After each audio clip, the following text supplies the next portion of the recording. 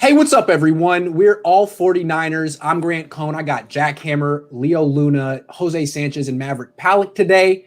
And we got 8 49ers topics to get through. The first one has to do with the news that broke today out of what? Baltimore, Pittsburgh. There's a bunch of COVID cases for those teams. So the NFL is going to postpone that game. It was going to be the late game on Thanksgiving, and now they're going to postpone it to another day so that the very important Ravens and Steelers can all get healthy. The Niners, they didn't do that for the Niners against the Packers, and the Niners now have 7 guys on the COVID list. My question to you guys is, well, they're not going to postpone this game, of course, because the Niners don't get that kind of respect. But should the NFL postpone this game in the interest of fairness and a good product? Maverick. I think it'd be shocking if the NFL started caring about something other than ratings first. And I think a big issue was it would be the Thursday night game, I think it was, for Thanksgiving. And I don't know if they want the topic at Thanksgiving dinner, everyone watching football, is to be talking about COVID. I think they and also it's 2 playoff teams pretty much playing. So that's a little more important. But, you know. Yeah, so you just explained why they're not going to postpone it. But is that right? Well, I don't know. Ethically, probably not, but okay. It wasn't ethically right, in my opinion, to not postpone the Green Bay 49er game. Agreed. So, fair enough. We talking about ethics? Ethics? Talking about ethics? Ethics? We're talking about ethics.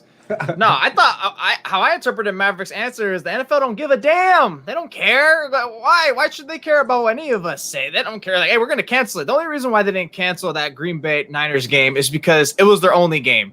So that's why if this had been the only game, Ravens and Steelers tomorrow, like Thanksgiving, then they'll be like, all right, no, we got to roll through, man. We got to roll through. But it's like, all right, we can still save face with some ratings. We know Cowboys in Washington are a classic, I guess, which, God, please, I'm getting tired of seeing this every Thursday. I don't remember the last time I watched a game like that, but that's pretty much how I think it just stands. Is it ethical? No, but when does the NFL ever have like a structure of anything of any kind? So, no, of course not. Yeah. Tomorrow's game is going to be all about the ratings. With the 49ers game, that was the only game that day. When they played the Packers, that was the only game that day, so they were automatically going to get higher ratings on that Thursday than they would have on that Sunday, because you would have had plenty of other games to choose from instead of watching that dismantle of the 49ers practice squad team. And right now, as it sits, the Ravens are not in the playoff picture. If you go to NFL.com and hit playoff picture, the Ravens are not top 7 in the AFC. The NFL wants the Ravens in the playoffs because they had last year's MVP, Lamar Jackson. They get a ton of views. That's just where they are as a franchise. Not to go off topic to the Ravens too much before Grant yells at me. But sorry. with the 49ers. They are number 8 in the AFC. You are absolutely right. With the 49ers, they're not going to postpone it, and they want to get through this season as quickly as possible. Look at the time of year when we're in right now. The weather's getting colder, and we're seeing COVID cases pop up more frequently on teams. It's not just one team or 2 teams like we saw earlier in the season when it was hot. It's happening pretty often. Right now, the Jaguars' defensive staff is not even in the facility, and the NFL's just trying to get through the season, trying to get through the playoffs. They're not trying to postpone anything. Yeah. What do you think, Jack? I think this is all about the fact that the 49ers didn't have Garoppolo. Yeah. And and they just weren't. They're just not that good right now. And get this game over with, and it's not that big of a deal. That's kind of the way that I look at it. If Garoppolo was playing and you had all the starters and everything like that, I think you might have seen something a little bit different. I think there is a little bit to what some of the other guys have said about the fact that it was only the only Thursday game. There was no other games going on that day. But I think it also has to do with the fact that the 49ers aren't that good this year. Yeah, that's what it is. I mean, there's no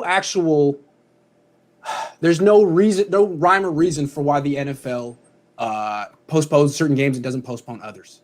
It's like they're as consistent with that as they are with the roughing the passer penalty. It depends on which team has the COVID issues, which quarterback gets hit. If Drew Brees gets hit, he's not just a quarterback. He is an investment for the NFL. So they need to protect their investment. He's more than a football player, so he gets the call. But when Nick Mullins gets hit, you're not an investment. You don't make the NFL money, so it's not a penalty. And when the Niners have a bunch of COVID cases and Mullins is their quarterback, sorry, no one cares. Even if we were to postpone the game, we still got to put Nick Mullins on television, and that's not a big draw. So you guys got to play. If Jimmy Garoppolo and his beautiful face were starting this game, I think maybe the NFL would want to promote him and have him, with a full strength team. So it's basically they just look at the teams and be like, okay, well, would it make us more money to postpone this game? Yes, no. Okay, well, let's look at it that way. And I guess that's their prerogative, but this is serious stuff. It's a serious virus, and they're pretending like they're doing what's best for player safety and what's best for the integrity of the game, but they're not. And it sucks. Just like it sucked that they called that roughing the passing penalty. Roughing the passing. I can't even say it. You know what I'm talking about? On Drew Brees? That was whack. Hated that. So's your pronunciation. Right. You know what? The NFL got a little taste penalty on Drew Brees. The NFL already got a little taste of Nick Mullins on prime time against the Eagles, and they're probably like, "Yeah, never again," or something like that. We're just not going to promote it like that. No, pretty much. You forget. Also, there was another big thing going on in the country that week that got delayed a couple of days. So I think a lot of people were occupied watching that as well instead of that Packers-Niner game. So I don't know if it was the most important thing to deal with that. Good point. Good point. All right, let's move on. Let's assume this game happens, because why would the NFL throw the Niners a bone at this point? If the game happens, will the 49ers hold the Rams under 20 points again? Remember last time the Niners won this game 24-16. Jack, what do you think? Yeah, that's a question that I think is going to be big this week, and part of the reason is because with Nick Mullins under center, the 49ers haven't scored over 20 points the last 3 times he started a game. You add into that the fact that the Rams have averaged over 27 points in the 7 games they played against the 49ers since the Shanahan era started. And if you take out that game when the Rams played all their backups, it's actually over 30 points a game. So I think they got to hold them under 20 if they're going to expect to pull this one out this week. Will they? Give me a prediction. I don't. You don't think so? Okay. All right, Leo. Yeah, I'm on the same page. They need to hold the Rams under 20 points this game, but where I would say it's not likely is last game you had a perfect mixture out of the quarterback position with Jimmy Garoppolo. He had 3 touchdowns, 0 turnovers from him, and 0 turnovers from the special teams. So you're giving the Rams basically not an extra advantage, just 4 points on the board. This time, it's likely to happen because Nick Mullins has a worse interception percentage than Jimmy Garoppolo. So I'm going to go ahead safely and assume that Nick Mullins is going to at least give the Rams, Jalen Ramsey or Brandon Williams, the other corner, an opportunity for an interception. And I see you looking around. We lost a fella here. Sorry, my parents are calling me. I'll call you back, Dad. Love you. Oh, who lost? Jack left. Okay, sorry about that. Yes. So the trade basically, no, I don't think it's going to happen because the Rams left a ton of opportunities on the board last time against the 49ers. Yep. Yeah, obviously I wrote yesterday that Saleh always excels against McVay, but even last year in the second matchup, McVay put up some points against them, talking about nice, fat, and chunky points on him. So I still expect that defense to still rattle them around. But you also got to look back to that last game. Like, those receivers were dropping balls, or even Jared Goff was just not hitting some of them. It's like, oh, my God, this guy cannot hit water if he was on a boat. So I do feel like they caught some breaks in the last game. And like Leo said, with Garoppolo and that well-sustained offense, they were controlling the clock for a very long time. Now I was hoping the defense become a little more efficient. So luckily they're getting Sherman back. They're off a bye. So hopefully that benefits them versus the Rams who are on a short week coming across country. Maybe they'll have that jet lag effect like Grant said about coming back from New York when the Niners had that themselves, or whatever that trip that was at that time. But I still expect it to be a battle. I don't think they're going to hold them to 20. I could see them dropping like at least 24, maybe topping 28. And at that point, it's like, is Nick Mullins going to be able to do it? Even though they got Mostert, Debo back, they're going to have to try to replicate some of that game plan, just long, sustained drives to at least limit what the Rams offense is going to want to do. I think Jared Goff is definitely playing better than he was in the Week 6 matchup. And against the Bucks, they were giving them. The Bucks were doing exactly what they did against the Saints and giving those short passes. And we know Goff loves to hit Cooper Kupp and Robert Woods on those passes. And I think it will be tough for the Niners to keep the Rams under 20 for that reason. But I don't think necessarily they lose if they give up 24 points. You guys are so negative. I think the Niners are going to hold the Rams under 20 points. Now, if Nick Mullins commits a bunch of turnovers or the special teams has 2 muff punts, then no. But I think they're going to do their part. I mean, they held them to 16 points in week 6. Since then, what's changed? The Rams have lost their left tackle. The Niners defense is now playing Tavarius Moore, which I think makes him better. So I don't know. I mean, again, if there's no turnovers by special teams and offense, I think the Niners defense matches up real well with both Cooper Kupp and Robert Woods. I don't think that run game in LA is that special. None of those running backs are that special. That quarterback's not that special. I think the Niners defense coming off a bye week is going to have a great plan. They're going to be rested. And just looking at what they did against the Saints offense, which is better than the Rams offense, the Saints offense scored 27 points, but that was mostly because of the turnovers. They averaged like 4.2 yards per play and converted like 2 of 12 third downs. I think the Niners defense is hot right now, and it's going to stay hot in this game. Let's stick with the Niners defense. Can they take away Aaron Donald again? In the last game, I don't think Aaron Donald had a stat. I'd say they need to, or first off, they need Raheem Mostert and Deebo Samuel at as close to full strength as possible. And the way to, quote unquote, take them away is to neutralize them with outside runs and those touch passes and screen passes. I think all of Mostert's best runs were outside or cutbacks past Donald. They need to keep him running horizontally and not vertically toward them, and that's how they keep him out of the game.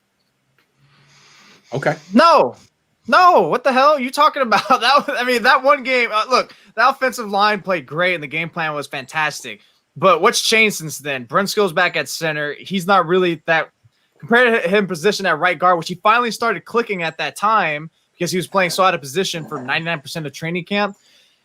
He's not going to be able to go heads up when he has to worry about still getting the snap off, which I'm still thinking that he's going to be – he's bound for another fluke at some point. Maybe he's got it down, but I just don't trust him at center, having to worry about an all-pro, future Hall of Famer right across from him, and then you're playing right guard at Colt McKivitz and Tom Compton. You're going to have to use that duo to try to shimmy off Aaron Donald at times. No, it's not going to work, man. The only way it's going to work is exactly like Mav said, with Mostert coming back, Coleman, and Deebo, because you're going to need those quick outlets. And even with the running backs there, it's gonna help you at least open things up for at least the running game. You would think the way it's gonna get their confidence up, because Mostert, just anytime he gets the ball, it's always gonna be a net positive play.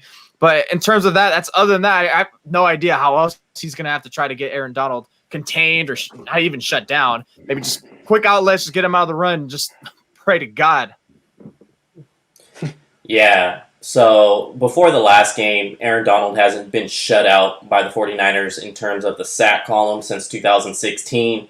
So to say it's going to happen twice in one season, it's highly unlikely at that point. Plus, like Jose touched on, Brunskill's playing a whole new position. He has more assignments than he did last time against Aaron Donald. And then Trent Williams, it may not play this game. It is likely he's not going to be on the field. It's nothing guaranteed that he's not going to play, but it's likely he may not play.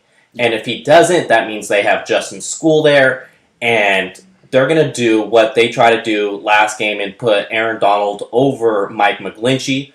Good thing they had George Kittle help out in that time, but George Kittle's not able to help out McGlinchey, or he's not going to be able to help out potentially Justin School. Yeah, I don't think that they're going to be able to shut him out like they did the last time. Like Mav said, that's kind of the way to do it, though, is with the jet sweeps and the screen game, those kind of things. But that's one of the things with this game, being a division game, you've already done that against these guys once. So they're going to come in and be a little bit better prepared for those things. So it's going to be interesting to see how they can play off of what they did the last time and how they're going to be able to slow them down. Because I agree with Jose with McKivitz having to play guard. That's a disaster waiting to happen. Yeah, I mean, you the reason they shut out Aaron Donald is because they didn't throw the ball in that game. They threw the ball 44 yards of total air yards in that game. They ran the ball, and then they had extended handoffs. That's how you shut out Aaron Donald. And so, I mean, I don't really care who the offensive lineman is. I don't care who the quarterback is. If the Niners have Deebo Samuel and Raheem Mostert and both of them play well, yeah, they can do it again. But I don't know that neither one is going to be at the level they were in week 6. You know, because those two, in my opinion, are like the two best outside the tackles runners in the NFL, Raheem Mostert and Deebo Samuel. And if you can have both of them on the field together, it doesn't matter who the quarterback is. So I don't know what level they're going to be at, but yeah, I think the Niners could theoretically take away Aaron Donald if they have those guys, if they have their usual running game. If Nick Mullins has to drop back 50 times, oh my God, Aaron Donald's going to set records. He'd have like 7 sacks in one game. So we'll see. But Grant, even you yourself say, Kyle Shanahan calls a different game plan with Nick Mullins out there when he makes him drop back passes. So I guess the quarterback does matter a little bit. Maybe he hates Nick and just wants Nick to take those hits. Maybe. Yeah, Maverick, why does he hate you? Hey, why does he hate you so? What did you do to him? I got a haircut. Do I still look like him? Yes. No. Yes. Maverick's like, great. Is it more important for the Niners to get back Deebo Samuel or any one of their competent running backs for this game against the Rams?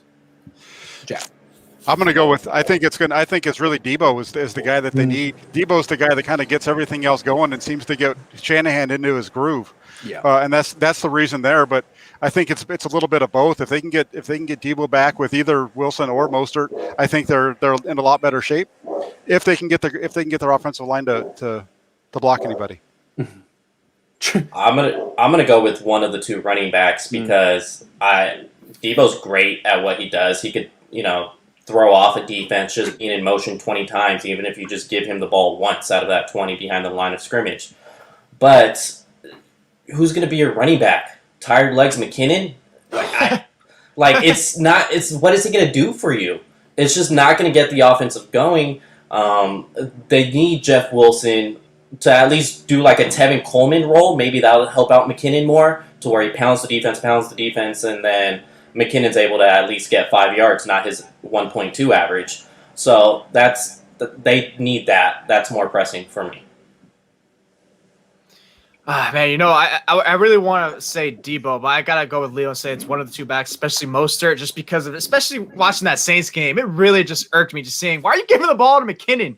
Man, stop giving him. And he reminded me whenever he gets the ball, he looks like in the Scooby-Doo cartoons that he's running in place for 5 seconds and then he hits it because it's like he's getting hit that's how slow he is to me. It's like, dude, why is everyone close to you, but it looks like you're running in place for 3 seconds, but you're not going anywhere. So I like that description. That's true. Yeah, I like that. Dude, I'm just seeing, and I'm just picturing Mostert there. I'm like, all right, the offensive line is not great, obviously, no duh, especially pass protection, but they are capable at run blocking. It's just the holes are limited, and that's something Mostert, someone with explosion and vision, can utilize. And then boom, now you got play action, you got boot. At least you could still do some more jet sweeps because I just think if both of them are very good, but I just think it's got to go with Mostert there just because you see the difference when he's not out there. Yeah, I'd say the running backs, whether it be Mostert or Jeff Wilson, I assume Mostert's the more likely of the two to play if only one does play.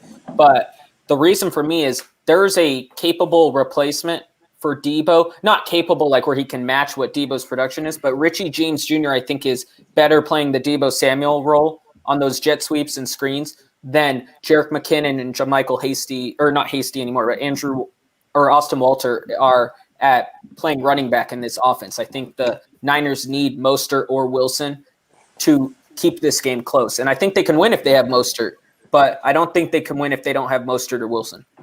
I'm with Jack on the idea that Deebo is the MVP of this offense. For whatever reason, he brings out the best in Kyle Shanahan every time. Mm-hmm. He just does. Mm-hmm. So in that sense, Jack is right. It is Deebo. But to me, it has to be the running back because with Jerick McKinnon and Austin Walter, you almost don't have a viable running back. I don't know if Shanahan even trusts Austin Walter. And then with Deebo, with McKinnon, he's good for about he shouldn't have more than 12 carries a game.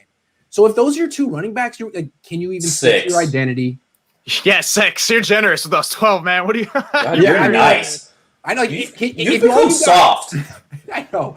If all you have is Jerick and Austin Walter, can you run the ball enough times to win? Or are you eventually going to have to drop back a bunch with Nick Mullins? I think all they need is freaking Jeff Wilson Jr., man. If they have Jeff Wilson Jr., they're fine. But if the combination of a competent running back and Deebo Samuel makes this offense dangerous. So I'm going to go running back, but that should be the easier one to fill. I mean, they could have had Jordan Howard the last few weeks. I mean, they're guys. So I'd like to see Deebo back that's a terrible answer. I don't even know what I said. All right, let's move on. I like that question. That was a good question. Jeez. Yeah. Okay. All right. What impact would Richard Sherman have on this defense if he comes back and starts against the Rams? Now, real quick, Kyle Shanahan was asked today if he's going to start, and he gave a great answer. He said, hey, when he's 100% healthy, yeah, he'll be back out there, but we'll have to see if he's 100% healthy. We'll see it today at practice. So there's no guarantee that he's going to be starting and giving a full workload. But if he does, what impact would that have on the Niners? I think having Sherman back for this game out of all the games remaining is big, because I think the Rams' passing offense is better, keeping the ball close. And as we saw against the Bucs this past week, and then as we saw what the Bucs did against the Saints, they keep it close. And then the Niners combated what the Saints did the week before, or what the Bucs did against the Saints the week before, and kept it close and kind of neutralized that New Orleans offense until Breeze was injured. Then all hell broke loose with Jameis out there. But having Sherman in to defend those short passes against Kupp and Woods, I think is better for this defense. On certain downs, I definitely would rather have Emmanuel Mosley and Jason Verrett out there, because I think Josh Reynolds is going to be due for at least one 35-yard catch in this game if Sherman plays the whole game. But I think having Sherman for this would help the defense. Yeah, I think it could have both a negative and a positive impact depending on how the Niners play it. Like, for example, if they put Sherman in and say, all right, Mosley or Verrett, we're going to sit you for a good portion of this game, then that's kind of all right. Now you're kind of like, especially because we don't think that, or at least I don't think Sherman's going to be back next year. But it's a positive. I agree. You get that leadership. It's still a pretty talented player. I know it's his first game back, so he might have some rest, or he most likely will have some rest. But I think the way it can be positive is somehow they do put Mosley maybe in that slot and they switch it with Jamar Taylor. But I feel like that's not going to happen. I feel like they're still going to keep Jamar just because they feel comfortable with him out there, especially because now he's you're good. rotating. He's good. All right, man. You're and your best friend. He's all right. God damn it, you let me loose. Yeah, and plus with Tavarius Moore out there, I think if it's going to help them more, even though as much, they don't trust them unless, they have an injured player out there. But that does make it help. So I think it's just one or the other. It could be positive the way how they're taking away snaps from either Mosley or Verrett, just kind of the way how they play them. But especially if they let him in on like certain man coverage plays if they had to go that route. So I think Sherman has a lot. He can help this team a lot in the locker room, just talking with the defense. He can help in that aspect. But as far as production, the struggles with the defense isn't really in the back end. It's more so getting to the quarterback. And Sherman doesn't help that case for me, doesn't narrow that gap. They're fine where they're at right now in the secondary. They're top 10 in yards per game. They're 11th in points per game. They're doing a good job on defense. They are. Yeah. What they need is a pass rusher. Sherman's not that. So, but what he can help is a team-wide accountability by holding players to a certain standard. That's what he helps in.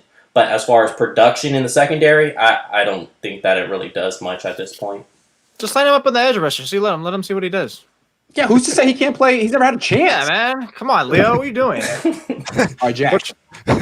I think it's going to be interesting to watch how they handle this because, as I think it was Jose said, he's probably not expected to come back. And you've got two other guys who you're going to want to. I think you're going to want to keep Verrett and you're going to want to keep Mosley and bring those guys back next year. So it's going to be interesting. Do you bench either of those guys to get reps for Sherman? I don't see that as really the best case scenario. The more I thought about it and listened to folks talk, I think the idea of using him in nickel or dime situations where you're moving Mosley into the slot makes the most sense. I've kind of come to lean in that direction, but I don't necessarily want to see him playing the whole game this week at all.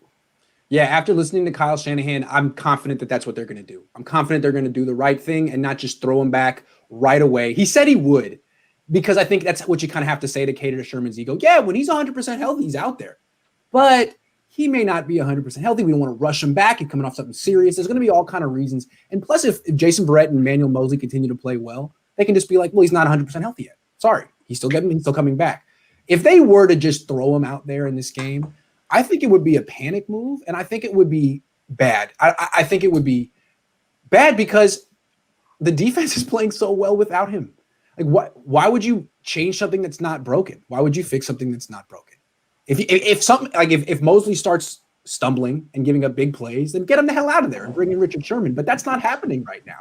I mean, Emmanuel Mosley and Jason Verrett just shut down Emmanuel Sanders and Michael Thomas. Why would you make a change in the secondary now at this point? You can always do that 2 games from now. If like the way I always go baseball metaphor, like right now the Niners cornerbacks are the equivalent of a pitcher throwing a no-hitter or a shutout. Why would you go to the bullpen now? You can go to the bullpen in the 8th inning. That's Kevin Cash. What's that? That's Kevin Cash. From Tampa. Oh, sorry. I'm just saying, it's like you can always make that switch. There's no reason to make that switch. Your guy is cruising right now. Easy. That's all I'm saying. Right. Richard? But, yeah. Go ahead. Finish that. No, you say.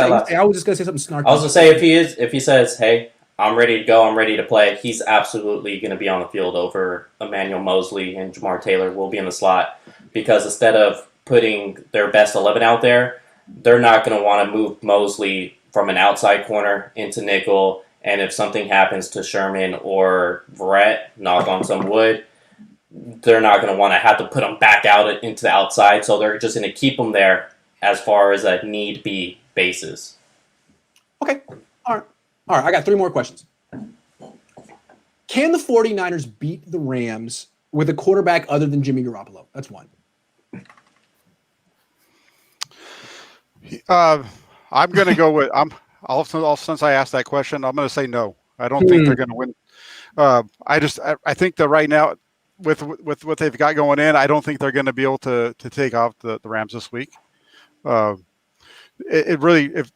Mostert and Debo and those guys coming back, there's definitely going to be some help from Mullins, and I really want to see Mullins succeed, and I want to see him play. I think the way that I think he's capable. If he can play like he did against New Orleans through the first half, I think we can possibly pull it out. So, I don't think so, but that's what I want to see from him. I want to see more of what he did in that first half and do that the whole game, and I think that he might give him a chance to win. Okay. Possibly, I would say maybe like 75% there's a chance to win with a quarterback outside of Jimmy G.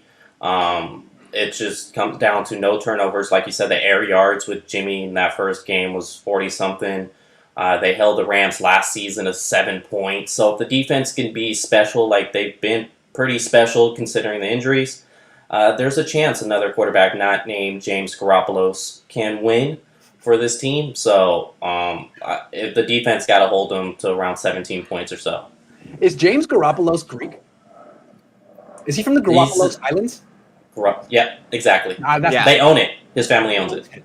Yeah. All right, Jose. How'd you not know that? What kind of cover guy are you? Come on. I know. I'm surprised Jack didn't say, oh, Nick Mullins has like an actually good chance since he says he's never seen Debo and Mostert out there with them, which I actually think I'll give him a decent chance because the Rams only have 3 dudes. The Rams only have 3 dudes in Ramsey, Donald, and Brockers. Everyone else, who are you? Who are you? I don't really acknowledge anyone. Taylor Rapp? I mean, sure, I guess. He's hurt. Taylor Rapp. He's hurt. Oh, he's hurt. That's right. But, yeah. Mike, What kind of cover guy are you? Mike. That's why I'm secondary. Well, damn it, shut up, Leo. It's the second time you've done that. But no, exactly. They only have 3 guys. Yeah, thank you for muting him. Take points away from him too. That's why he's not gonna get FaceTime. But with the Rams, they just only have 3 dudes. I'm surprised the Bucks didn't beat them. So whatever strategy they had, that was great on the defensive coordinator's part. Kind of reminded me of how Robert Saleh's doing it. Like, he's throwing so much shuffling pieces and adapting, and he still was able to bottle up a really, really elite offense. So I think, but Kyle Shanahan, I think he's smarter than that. He's going to be more capable. He knows what he has as a quarterback. So I think they can't pick on him because it's easier to key on 3-star players and it's like just all around talent. So I think they're capable of doing Mullins, and I think they have a decent chance to win. I think one guy on the Rams that's a little underrated is Darius Williams. He has 12 pass deflections this year, and he had 2 interceptions against Russell Wilson 2 weeks ago. Is that 31? Yeah. Okay, yeah. Yeah, he's good. He might be like their most underrated player on the team, honestly. And I think he's one to watch. But in terms of can they win with Mullins, I would say yes if Kyle Shanahan calls the game like he would if Jimmy Garoppolo was at quarterback.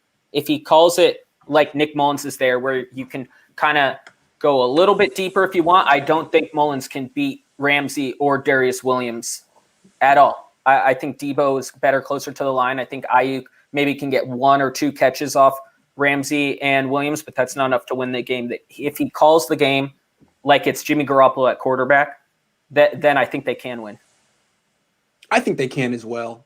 And, you know, I don't have a real issue with how Kyle Shanahan called the game against the Saints. Now, some of his game management decisions on 4th down were off. But in terms of his game plan, like he was trying to run the ball and call quick passes and protect Nick. And the problem was every time they ran the ball, they gained a yard. So they had a lot of 2nd and 9s, 3rd and 8s. And Dan McKinnon. You know, it's like, what are you going to do? Like, I feel like if the Niners just have a run, it's all about the Niners run game. It's not about their quarterback position. It's about the running back position for the Niners. If they can average 5 yards a carry against the Rams, and every time he looks up, it's 2nd and 5, Nick, yeah, he'd be fine. I mean, all you got to do is hand the ball off 30 times, make a few play action passes and some screens. It's not the hardest job. That's why the Niners are thinking of moving on from Jimmy Garoppolo. And he's like, we don't have to spend $27 million for this run-first offense. So, yeah, if they have a running back who's viable, I don't care. No, I can't. CJ can't. Yeah. No. You can't win. CJ. He finds a way to lose. But anyone else? Yes. Josh Johnson. Jose did a good job there, reminding me kind of what I was going at. You know, wanting to see Beathard or Beathard. What the heck am I? You want to see about? Beathard? Who said Beathard? You want to see Beathard?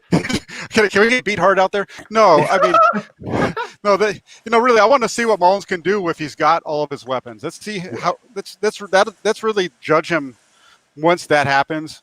Because right now, you know, everybody's kind of just crapping on him all the time, but he hasn't had the full arsenal with him at any point. So let's see what he does, and it'd be great to watch him go out there and pull off another win.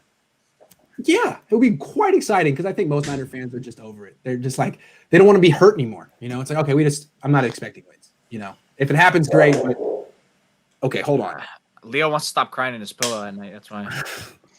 You're really taking shots at Leo today. I'm not going to stop you. What did I say? I said one thing. Is Leo frozen? He hasn't moved. I am frozen. Now I'm back. No, you're not. Now you're frozen again. Maybe a little bit. Okay. You know what? We don't have to do I was going to do like a pick a winner, but I think we kind of just covered that. So here's our last question, and then we're going to wrap it up a little early today. Does Kyle Shanahan bear any responsibility for the 49ers' unreal rash of injuries this season? Whoever wants to start, go ahead. I can start off. I think there's always a little responsibility on the head coach just for everything, but I don't know if it's like blame Kyle. Like if there was a different head coach here, it'd be anything different. Sometimes teams just get the injury bug, and it's been 2 years in a row. I feel like the 49ers have been one of the most injured teams in the NFL, and we'll see if it 3 years in a row. Yeah, 3 years in a row. We'll see if it changes in this next 4th year. Yeah. Yeah, he is. Because that Deebo Samuel play, I was still curious. I think I tweeted immediately. I was like, why is Deebo still out there? You guys are up like 3 scores. So I know why he was out there. He just wanted to curb stomp Belichick just because, like, yeah, let's go. I went to your house. I beat the genius, stuff like that. And he respects him. You know, the same way Belichick respects him, because Belichick had actual praise for an opposing coach for once. So that's how I see it right there. Someone, I think Jack said it with Nick yesterday, like, oh, what about George Kittle? And I didn't even think about that. I was like, that's a good point too. They weren't blown out, but was that?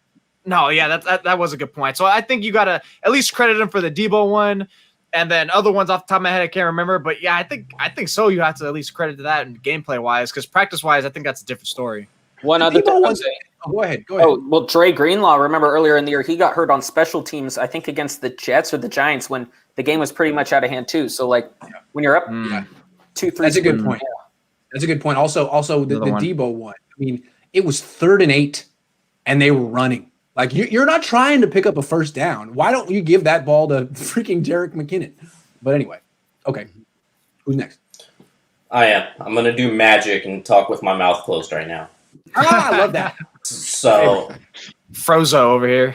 So basically, it's hard for me to throw any blame on Shanahan. I understand it's 3rd and 8, but it's a hamstring. Hamstrings are weird. I pull my hamstrings like 5 times a day just bending down to tie my shoe, but that's a different story. I don't put much blame on Shanahan because you can never predict injuries. You can never prevent injuries. It's just one of those things that come and go. So Shut up, Grant. I would put more blame on, say, the training staff for not checking out the heels or, the spikes with that turf at MetLife. I don't think that's a responsibility of Shanahan's. That would be more on the training staff. And Mav, turn off your alarm. I wasn't. But Wasn't me either. But hey, look, I'm talking again. But I would say more on the training staff than it would be on Shanahan. Okay. Yeah. Jack.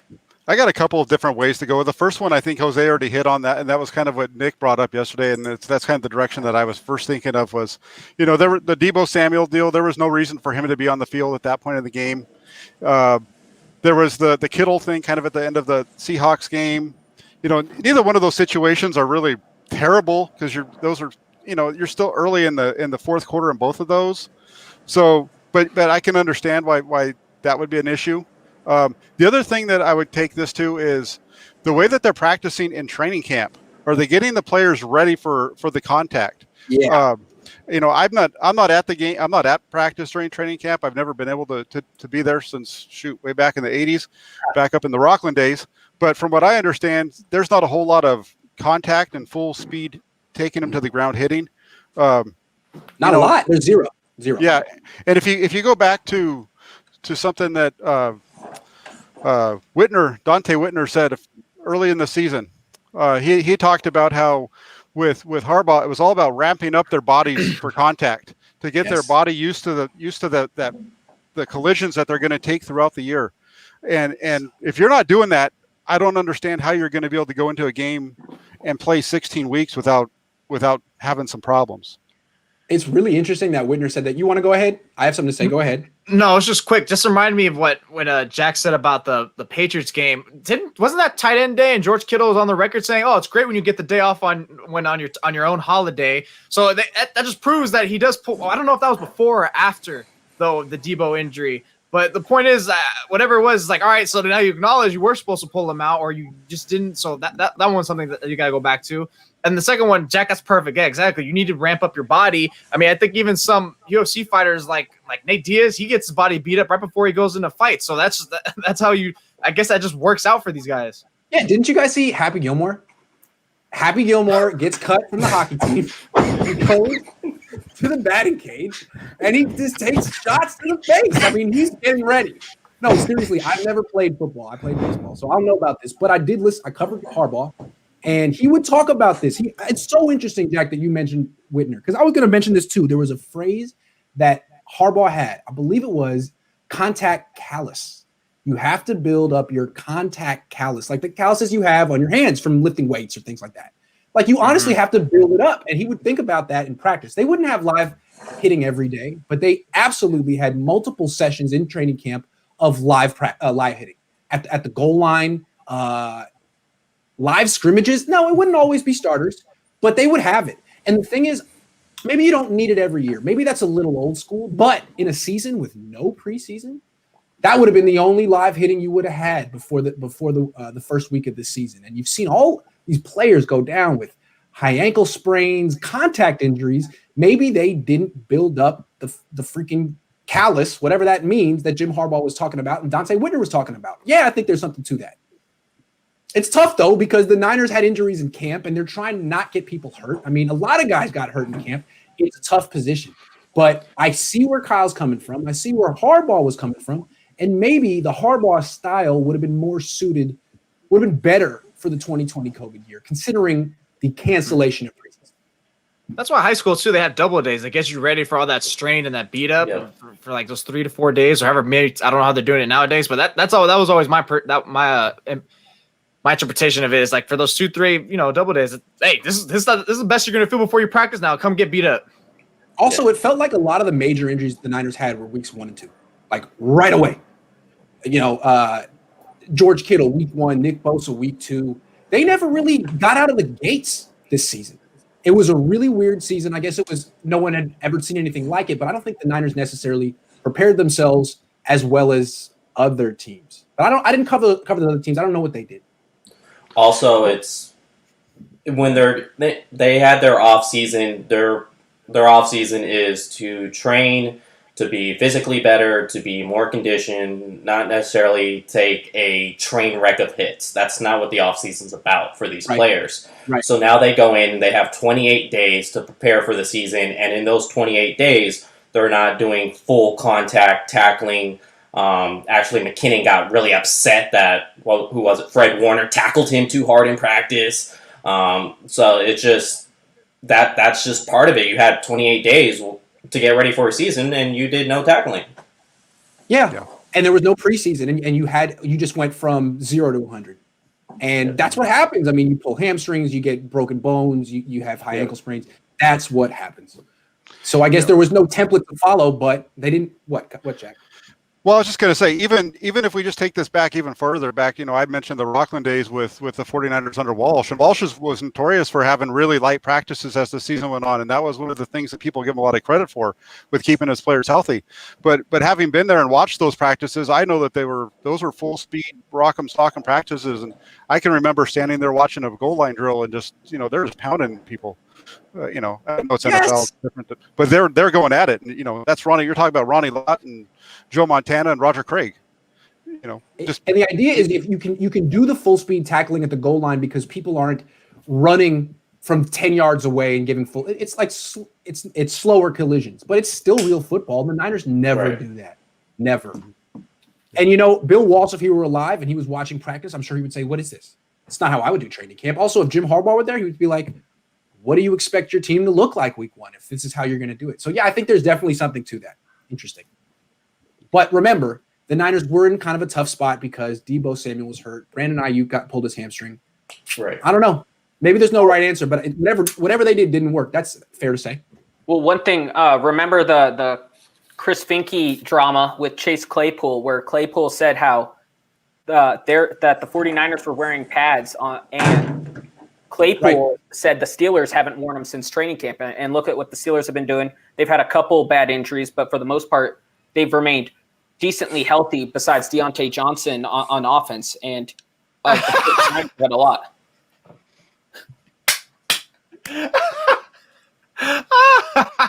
Hey, take him on the offer, Leo. Okay, I'm down. There you go. The hammies are struggling. They're struggling. Thank you, Sean. Appreciate it. That's why I just wear slippers now. Those are all my questions today, guys. I say we ended a little early today and go get ready for Thanksgiving. So Thank you so much for joining me, and thanks for watching us. We will not be doing this tomorrow. Go have a nice time with your family. Yes. Take care, everyone.